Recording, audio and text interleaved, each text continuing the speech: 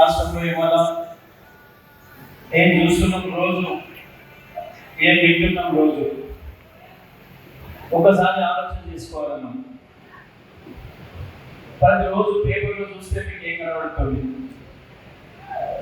టీవీలలో ఏమొస్తుంది, ఏ ఊదర కొడుతున్నాయి మనది, వాస్తవానికి ప్రజల్లో ఏముంది. సునీత చెప్పినట్టు మరి ఎక్కడైనా రైతుల ఆత్మహత్య కనబడుతుంది. రైతులు మళ్ళీ ఆత్మహత్య చేసిన పరిస్థితికి వచ్చింది. రాత్రి కూడా కరెంటు కొరకు పోయి కరెంటు చాలుకుని పాము కట్టుకుని రైతులు పండించే దుస్థితి వచ్చింది. ఒకవైపు మంచిళ్ళ కొరకు మళ్ళీ బిందెలు పట్టుకొని ట్యాంకర్ల కాడ లైన్లో పడాల్సిన పరిస్థితి వచ్చింది. కరెంటు ఎప్పుడు పోతుందో ఎప్పుడు వస్తుందో తెలియని పరిస్థితి వచ్చింది. మరొక వైపు నేతలు మళ్ళీ ఆకలి చదువుకునే పరిస్థితి వచ్చింది. అంటే ఏం జరుగుతుంది?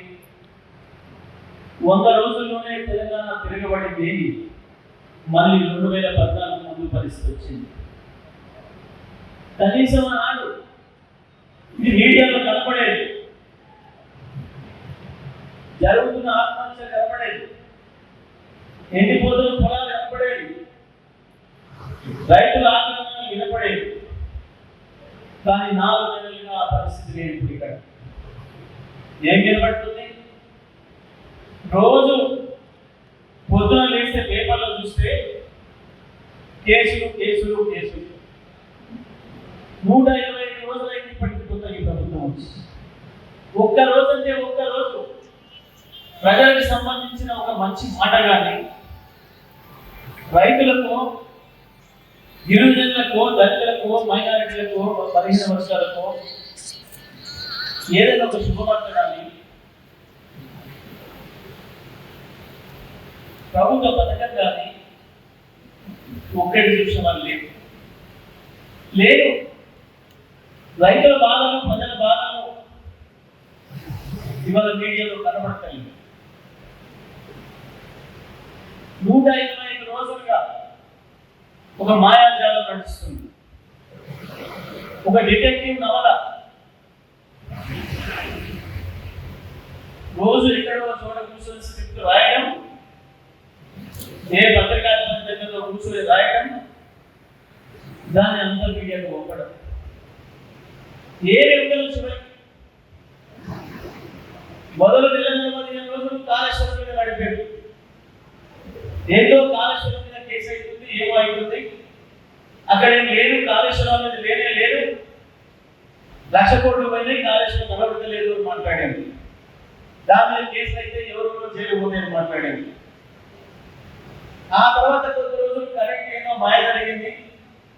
కరెంట్ ఎప్పుడు ఇయ్యనే లేదు గతంలో, కరెంట్ ఇయ్యకుండానే ఇచ్చినట్టు మాయ చేసినట్టు కేసీఆర్. దాని మీద ఎందుకు విచారణ చేస్తున్నారు? ఇప్పుడు ఒక నెల రోజుల నుంచి ఒక కొత్త డ్రామా మొదలు పెట్టింది. ఏదో ఫోన్ విన్నారు, ఎవడో ఫోన్ విన్నాడు, ఫోన్ విన్నారు. ఏ విన్నారు? ఒక్కడంటే ఒకటి చెప్పని బట్టి నా ఫోన్ ఇది, నేను 1 కోటి రూపాయలు సాగంగా అవుతుంటే పట్టపడి నేను వచ్చిన చెప్పినోడు లేడు, అడిగినోడు లేడు. నా 1 కోటి రూపాయలు చూసుకుపోయి మళ్ళీ నాకు ఇంకేమైనా అడిగినోడు లేడు. ఎవరు భార్య భర్తల మాటలు విన్నారంటారు. ఎవరి భార్య మాట ఎవడిన్నాడు? ఎవరికేం అవసరం? ఎవరు పెళ్ళంతా వాడు మాట్లాడుకుంటాడు. అది ఇదే ధర్మ, దీనికేమంటారు? వీరికో పెళ్ళ ఉంది కదా, వీరి పిల్ల వీరికి మాట్లాడుకుంటాం. మరి ఎవడు అడిగింది? వాళ్ళ పిల్ల మాటలనే అక్కడ వీరికేమవసరం? ఎవరు తినాలంటే ఎవరు లేడు చెప్పినాడు. ఉంటుంది ఒక మాయగా, ఒక మాయ మనిషిగా వ్యవహారం. ఏమీ లేని దాని చుట్టూ ప్రజలు నిలుపుతూ ప్రజల అసలు విషయాన్ని బయటికి రాకుండా చేసే కుట్ర జరుగుతుంది.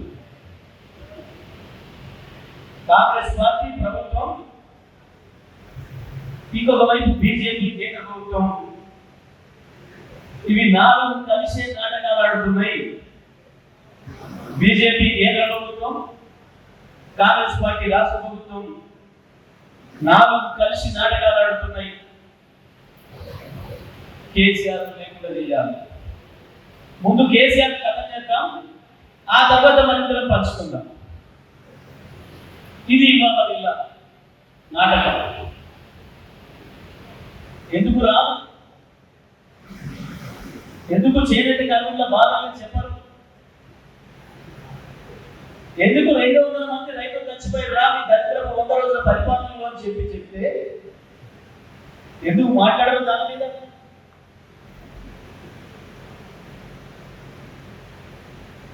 పైగా ఏం మాట్లాడుతున్నారు? ఏమడిగిన కేసీఆర్? రైతులు బాధపడుతున్నారు. ఎండిపోయిన పొలాలలో నిలబడి సెల్ఫీలు తీసుకొని సోషల్ మీడియాలో పెడుతున్నారు. మంత్రులారా మా వైపు చూడండి, నమ్మి మీకు ఓట్లు వేసినాం, ఇవ మా పొలాలు ఎండిపోతున్నాయి, ఒకరొకరు 20,000, 25,000, 30,000 పెట్టుబడి పెట్టినాం ఒక ఎకరానికి. ఇది పోతే మాకు పురుగుల మందే శరణ్యం, వాటికి చూడండి అని చెప్పి రైతులు కొట్టుకుంటే వినంటే నటించాడు. చివరికి రైతులు మరణాశ్రయించాడు.